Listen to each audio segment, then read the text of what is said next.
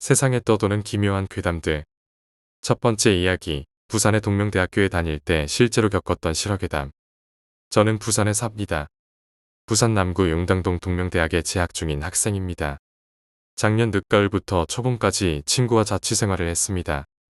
부모님 반대에도 밀쳐내고 당시에는 무조건 나가서 돈 벌고 학교도 다니고 이것저것 고생해보고 싶었습니다. 맥도날드에서 아르바이트 해보신 분들은 아시겠지만 이른 새벽에 출근해 청소하고 햄버거 패티박스 등을 처리하는 메인이라는 일을 맡았습니다. 하루에 4시간에서 6시간 일하지만 상당히 고됩니다. 그 당시 제가 먹을 것도 제대로 먹지 못하고 일에 찌들어 몸이 많이 허해져 그런 일을 경험했는가 모르겠습니다. 자, 이제 본론으로 들어가겠습니다. 자취방은 보증금 30만원에 월세 10만원이었습니다. 부산 용당동에 위치해 있었습니다. 우선 찾아가 보았습니다. 보증금이 30만원이라 집이 허름하겠지 생각했지만 생각보다는 깨끗했고 친절한 주인 아주머니, 주위 인심 좋은 어르신들 덕에 우리는 그날 계약을 했습니다.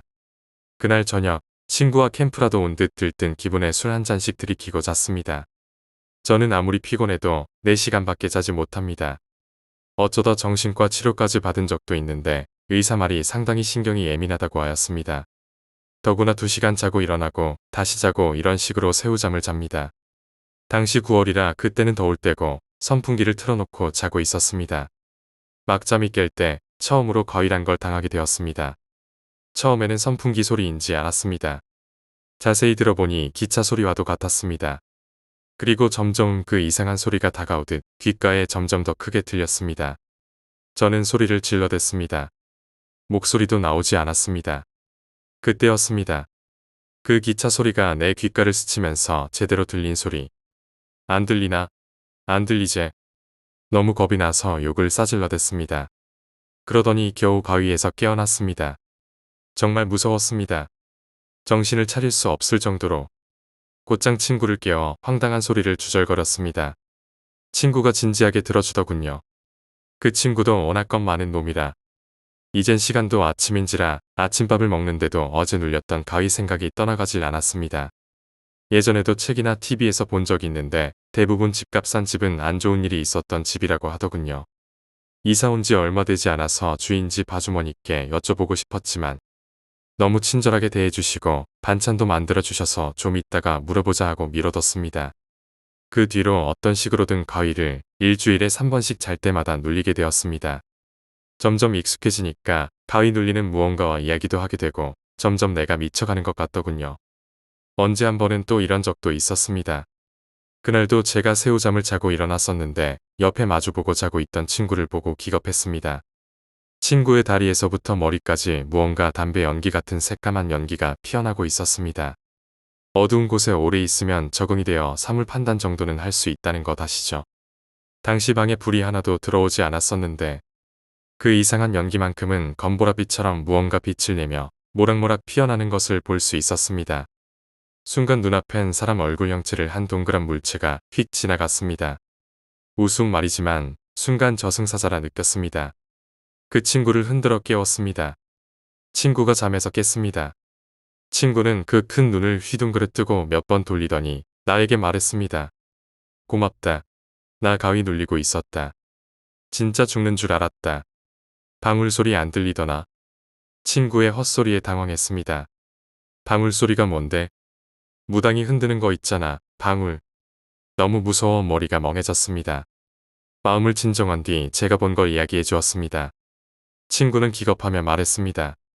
나 어떤 남자가 방울을 흔들고 자꾸 어떤 기차에 타라는 걸. 안 타려고 악쓰고 있었는데 그놈 방울 소리가 자꾸 날 이끌어가듯 내 몸을 당기고 있는 것 같았다. 거의 포기할 찰나에 내가 깨웠다. 한순간 친구와 나는 얼어붙었습니다. 도저히 안 되겠다 싶어 아침이 되자 아주머니께 말했습니다. 아주머니, 자꾸 헛것이 보입니다. 자꾸 헛소리도 들리고요. 아주머니는 끝내 아무 말 안 하시고 한 액자를 주었습니다. 예수님은 환하게 웃고 있는 그림 액자였습니다. 우리는 그 액자를 방 한가운데 벽에 못질했습니다. 예수에 대한 믿음 때문인지 점점 가위 눌리는 횟수가 줄어들더니 이제는 안심하고 잘 수 있게 되었습니다. 어느 날 또 심한 가위를 눌렸습니다. 흰 저고리에 검은 치마를 입은 초등학교 고학년 정도 되어 보이는 애들이 보였습니다. 그 애들이 하는 말이 저를 놀리고 있었습니다. 그러더니 제 머리를 만지기 시작했습니다.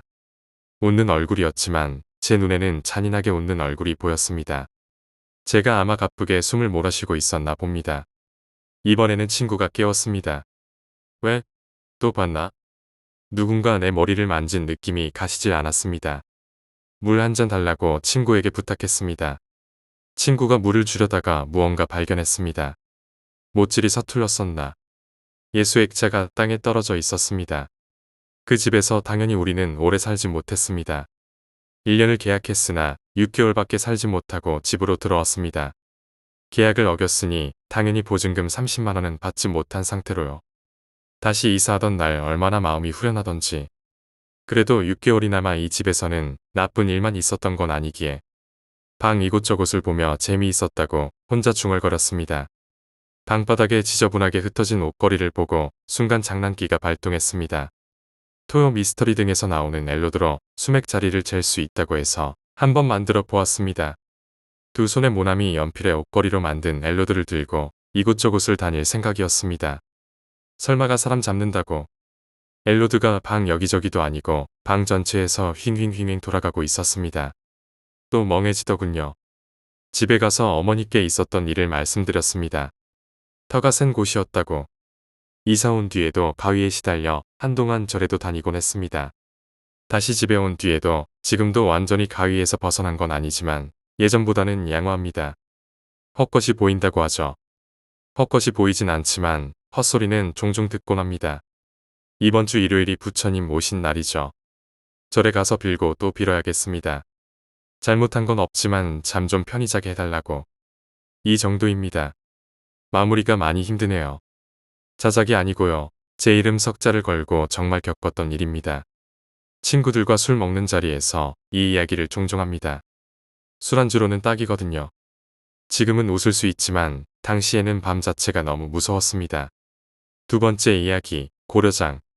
경상북도 봉화 매지리 마을에 있습니다. 거기 제 친구 할머니 집이라 여름에 내려갔습니다. 그때가 중1 때니까 초딩짓 많이 하고 놀았습니다. 야트막한 산 같은데 참치 2개 가지고 올라가서 특수부대원 놀이하고 그랬습니다. 그런데 좀 들어가 보니까 나무로 막혀 있고 풀도 되게 많이 자란 데가 있더라고요. 그 주변에 깨진 밥그릇이 널브러져 있었습니다. 친구가 본 건 많아서 진품명품 같은데 팔 수 있겠다 싶어서 2~3개 정도 가지고 왔습니다. 흔히 사기 밥그릇 밑에 보면 도장이나 만든 데 공장 이름 찍혀 있잖아요. 그런데 그런 것도 없고 낡고 오래돼 보였습니다. 그래서 친구가 친구 할머니한테 막 자랑했습니다. 이거 주운 건데 골동품 아니냐고. 그런데 할머니께서 보시더니 팍 뺏어서 마당에 깨버렸습니다. 그리고 친구하고 저한테 이런 거 줍고 다니지 말라고, 산 쪽에 이런 거 있으면 줍고 다니지 말라고 하셨습니다. 그리고 친구와 저한테 소금을 왕창 뿌리고 개 오줌을 마당에 뿌리셨습니다. 이해가 안 됐죠. 그날 밤에 친구랑 저는 마당에 텐트를 치고 잤습니다. 더워서 그랬습니다. 몇 시가 된 줄 모르지만 그때는 핸드폰 같은 게 없었으니까 잠이 깰랑말랑하는데 개가 자꾸 짖는 겁니다. 그래서 깨서 둘러봤는데 할머니가 마당을 어슬렁어슬렁 하는 거예요. 물론 어둡고 가로등도 하나도 없으니까 형체만 알아볼 수 있었죠. 분명 할머니였어요. 그런데 좀 이상했습니다. 마당이 좀 넓었는데 어슬렁어슬렁 하시면서 뭔가를 줍는 듯 했습니다. 개도 계속 짖다 안 짖다 하고 뭐 하시나 싶어서 나가려는데 정말 빨리 옆에 동산 같은 게 있거든요. 그 옆엔 교회가 있는데 그쪽으로 엄청 빨리 가는 거예요. 진짜 귀신 영화처럼. 제가 무서워서 친구를 막 깨웠거든요. 그런데 이 녀석이 땀을 막 흘리면서 우는 거예요. 그래서 부엌방에 가서 삼촌을 데려왔죠. 삼촌이 제 친구를 싸대기를 막 때리니까 애가 펑펑 울면서 깨는 거예요.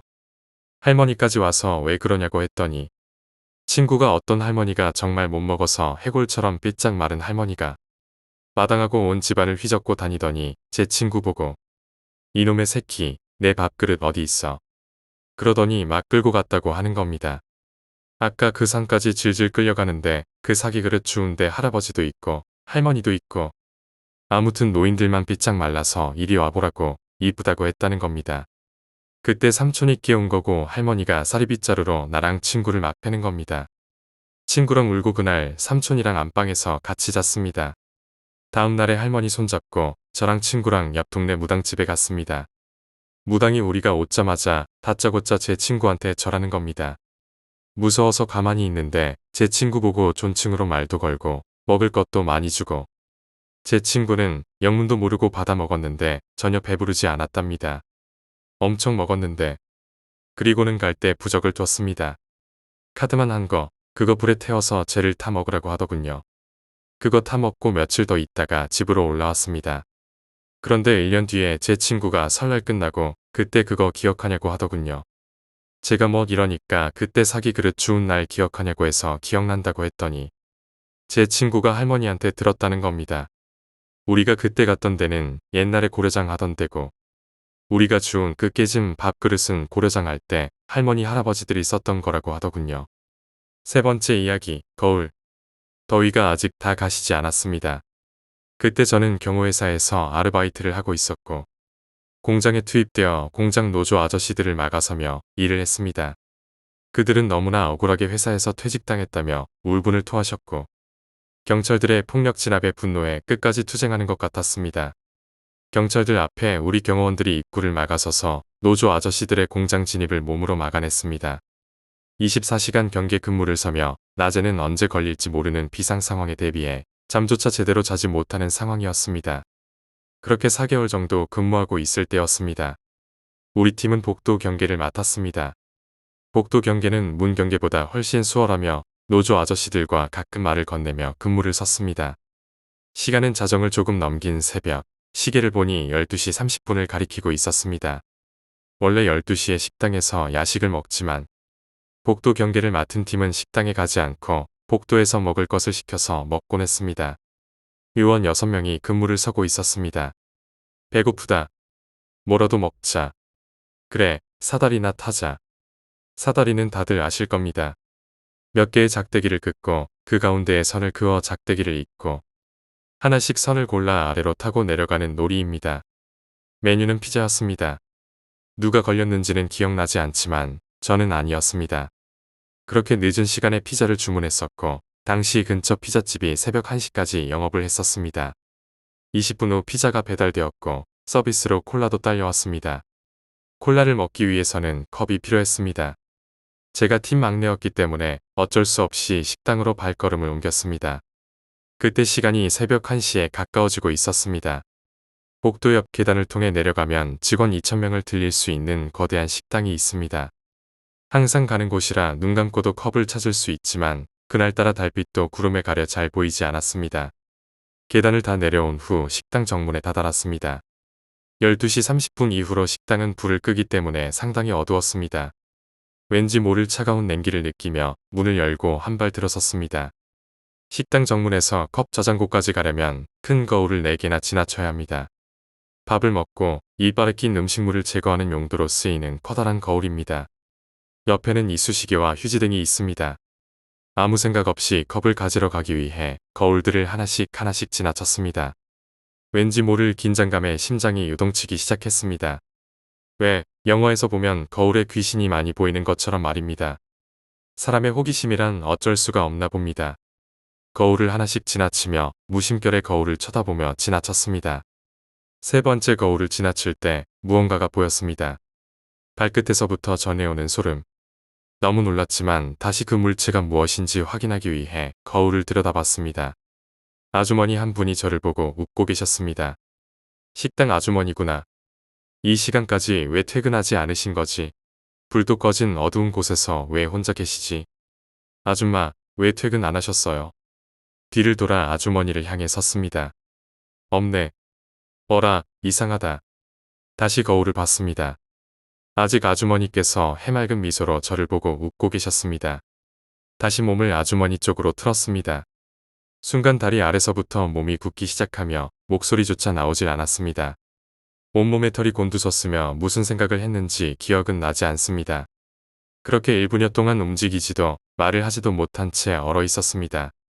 정신을 가다듬고 다시 복도로 도망치듯 솔라갔습니다. 선배들이 가져오라고 한 컵은 가져오지 않고 귀신이라도 본 모양으로 놀라 자빠지듯 달려오는 저를 보았습니다. 상황 설명을 해주었습니다. 너도 봤구나. 팀장의 이야기가 시작되었습니다. 3년 전 동진이 엄마는 남편을 일찍 하늘로 보내고 혼자 아들 동진이를 키우셨습니다. 한 푼이라도 더 벌어 아들을 대학까지 보내려 야간까지 식당 일을 하셨습니다. 그러다 튀김을 하려고 큰 냄비에 기름을 끓이다 실수로 냄비가 엎어져 동진이 엄마의 몸을 덮어버린 것이었습니다. 온몸이 녹아들 듯 화상을 입었고 대수술 끝에 결국 숨을 거두셨다고 합니다.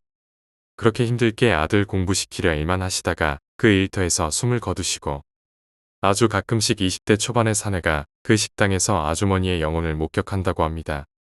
아들을 보고 싶어하는 마음으로 그렇게 그곳을 떠도는 것은 아닐까 싶습니다. 네 번째 이야기, 정신질환. 초인종 소리가 귓전을 울립니다. 나는 인터폰을 켜고 현관문 밖을 내다보았습니다. 누구지? 처음 보는 사람입니다. 누구시죠? 인터폰의 음성 버튼을 눌러 조심스레 물었습니다. 피자 배달 왔습니다. 피자 배달. 나는 의아한 얼굴로 그 남자를 들여다보며 말했습니다. 아무래도 잘못 왔나봐요. 배달시킨 적 없습니다. 예? 분명히 주소가 맞는데. 아무래도 착오가 생겼나 보죠. 아닙니다. 분명히 제대로 적혀 있는데. 혹시 전화번호가 이것 아닙니까? 예, 맞습니다만. 이상하군요. 일단 이 문 좀 열어주시겠습니까? 번호랑 주소가 맞는지 확인 좀 해주세요. 그러죠. 나는 의심의 여지 없이 현관문을 열어주었습니다. 문을 열자마자 남자는 뒤로 감춰놓았던 무언가를 꺼내어 번쩍 들어 올렸습니다. 내가 이렇다 할 방어 태세를 취할 틈도 없이 남자는 그것을 내 머리에 그대로 적중시켰습니다. 일순간에 정신이 아득해졌습니다. 손목에 무언가가 채워집니다. 나는 갑작스레 돌변한 이 남자의 행동에 당황하지 않을 수 없었습니다. 어둡고 적막한 분위기 속 사선으로 퍼지는 한 줄기 조명빛이 흰색 실크로 뒤덮인 탁자는 분명 취조실의 분위기를 물씬 자아냈습니다. 반쯤 떨군 고개를 치켜 올려 내가 그를 바라봤을 때 그는 다시금 탁자 위에 양손을 뻗어 올리며 나에게 얼굴을 들이댔습니다. 정말 생각나는 게 없습니까? 그러고는 똑같은 질문을 벌써 20번째 하고 있었습니다. 남자의 질문은 정말 한결같았습니다. 생각이 나지 않느냐니 어처구니가 없었습니다. 어제 오후 11시경부터 지금까지 나는 이 취조실이라는 곳에 묶여 빠져나올 수가 없었습니다. 정말이지 이 남자의 끈질긴 집요함과 투철한 직업정신에 감탄이 나올 지경입니다. 남자의 얼굴은 비장해 보였습니다. 마치 오늘 안에 결판을 짓자라는 저애가 내심 느껴졌기 때문입니다. 저는 정말 아무것도 모릅니다. 나는 정말 아무것도 모릅니다. 그런데 나와 마주하고 있는 이 형사라는 작자는 나를 죄인으로 몰아세우기 시작했습니다. 결백합니다. 이 자리에서 하늘의 맹세코 다짐해 보이라면 그렇게 하겠습니다. 나는 결단코 사건에 가담한 기억이 없습니다. 사건 현장에서 김지우 씨를 보았다는 목격자가 있다고요. 알아듣습니까? 나의 냉담한 반응에 그는 답답했는지 탁자를 힘껏 내리치고는 눈살을 찌푸리며 방금까지 늘어놓았던 말을 되풀이할 뿐입니다. 하지만 그가 그리 거칠게 나와도 나의 대답은 여전히 모른다 뿐이었습니다. 밤새 실랑이던 탓인지 그는 피곤한 듯 가볍게 콧날을 쓸며 한숨을 길게 내쉬었습니다.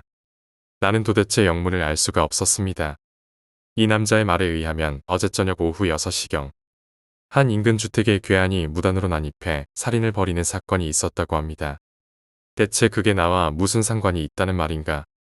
그래. 어제 오후 6시경이라고 했지? 생각해보니 나는 그 시간 집에서 한가롭게 영화를 보고 있었으며 나의 사랑스러운 아내와 전화통화까지 했습니다. 나와 전혀 관련이 없는 일입니다.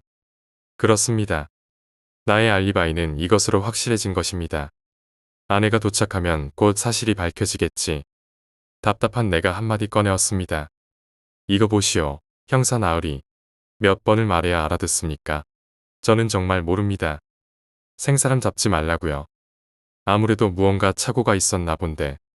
저는 어제 일을 마치고 집으로 돌아와서 한가롭게 영화를 보는 중이었습니다.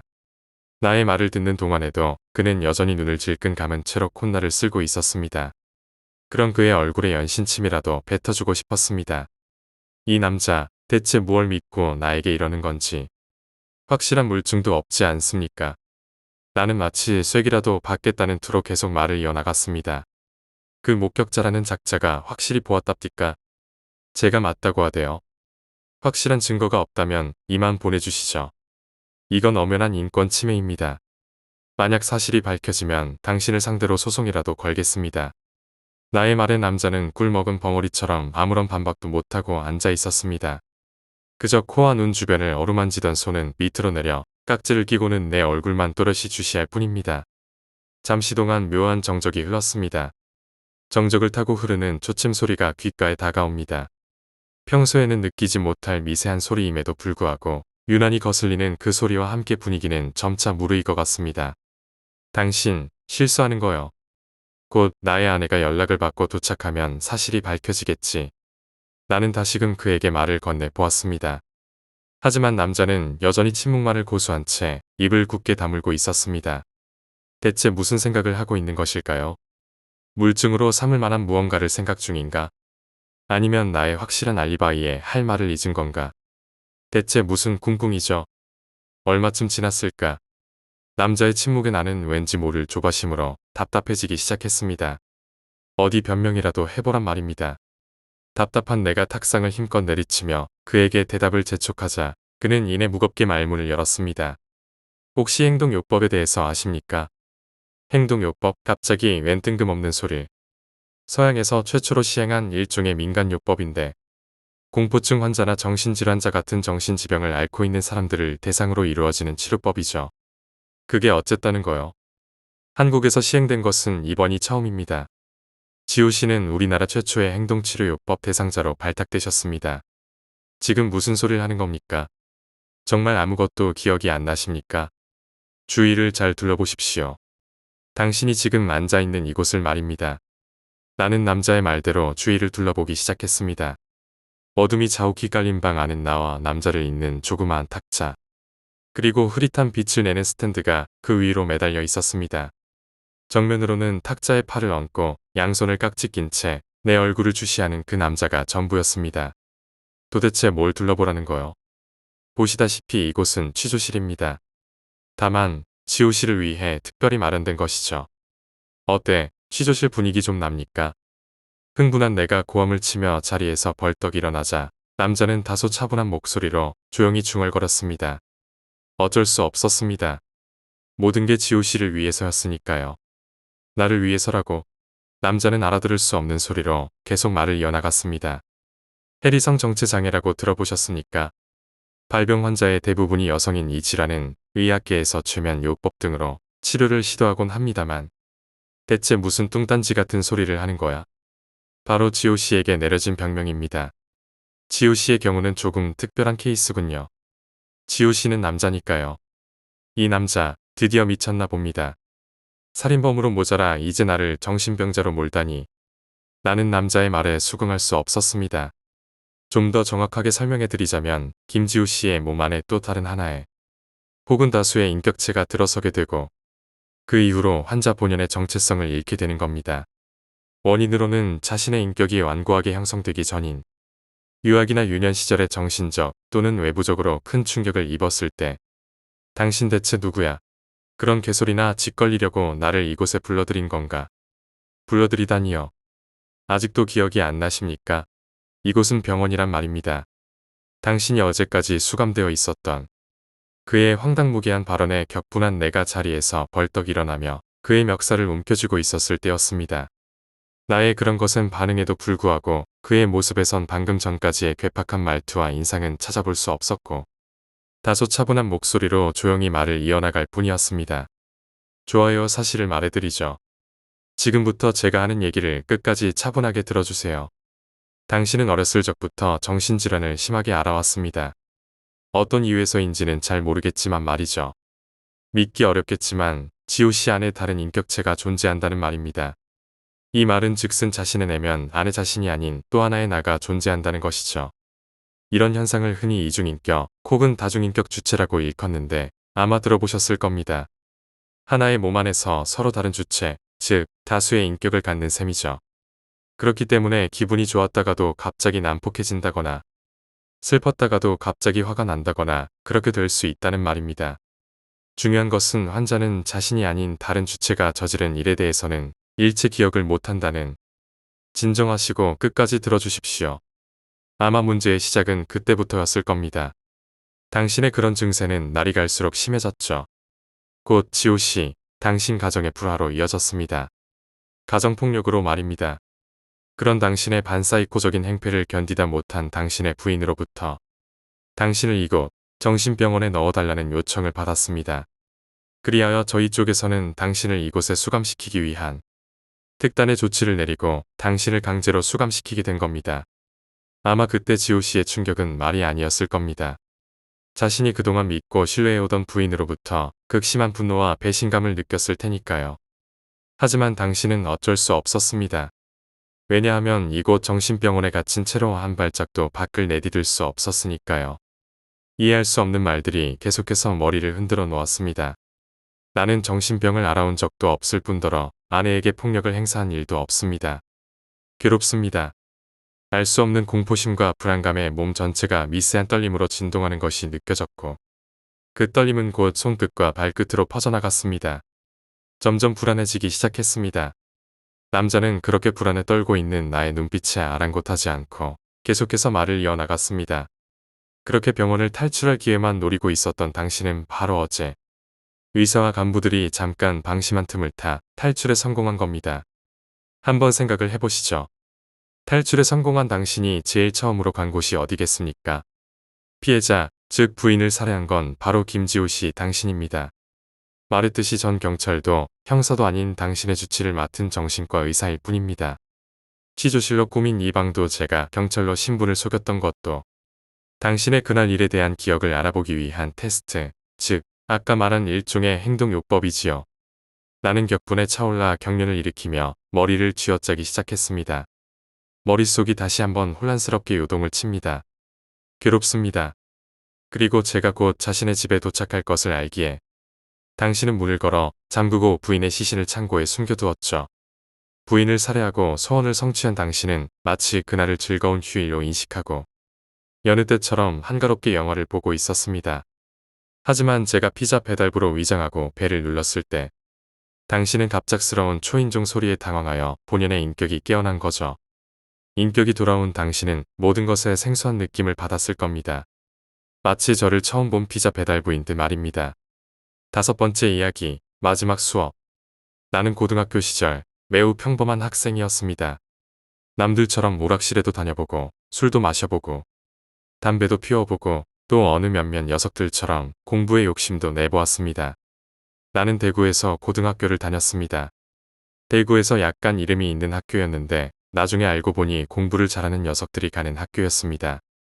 내가 어떻게 들어갔는지는 미스터리입니다. 학기 초에 반장 선거를 할 때 녀석들이 나를 어떻게 봤는지는 모르겠지만 나를 반장으로 뽑았습니다. 굉장히 귀찮았지만 그리 싫지는 않았습니다. 나도 권력을 좋아하는 동물이니까요. 그 덕에 옆반의 반장과 이상하게 친했습니다. 같이 공부를 했다거나 많이 놀지는 않았지만 그냥 친했습니다. 그 녀석은 약간 특이한 점이 있었는데 흔히 말하자면 이곳 공포 게시판에 나오는 사람들처럼 귀신을 볼 줄 알거나 근미래에 일어날 일을 볼 줄 알았습니다.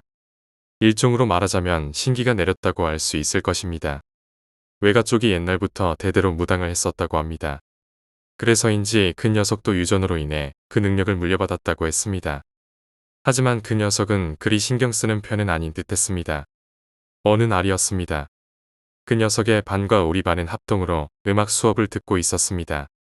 그 당시 음악 선생님께서는 흰머리에 꽤 나이가 많으신 분이셨는데 정년퇴임을 바라보고 계셨습니다. 어쨌든 수업을 다 듣고 나서 음악실에서 교실로 돌아가려고 일어나던 찰나 이 신내린 녀석이 이상한 소리를 꺼냈습니다. 오늘은 음악 선생님의 마지막 수업을 들었구나. 이게 무슨 헛소리인지 나는 이 녀석에게 물었습니다. 무슨 소리냐?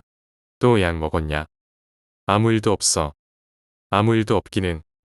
그 녀석의 그냥 흘러가는 소리를 약간 들은 나는 호기심에 캐물었습니다. 음악 선생님이 뭐 내가 뭐라고 했잖아. 몰라도 된다. 얼른 수업이나 가라. 치사한 새끼. 신내린 게 무슨 벼슬이냐. 자다가 가위나 눌려라. 하지만 나는 무언가 불길하다는 생각을 떨쳐낼 수 없었습니다. 며칠 후 다시 음악 시간이었습니다. 음악 수업 시간이 10분이나 지났는데도 선생님은 오시지 않았습니다. 아이들은 웅성웅성거리며 시끌벅적했습니다. 그렇게 30분을 보내다가 교감 선생님께서 갑자기 뛰어들어오셨습니다.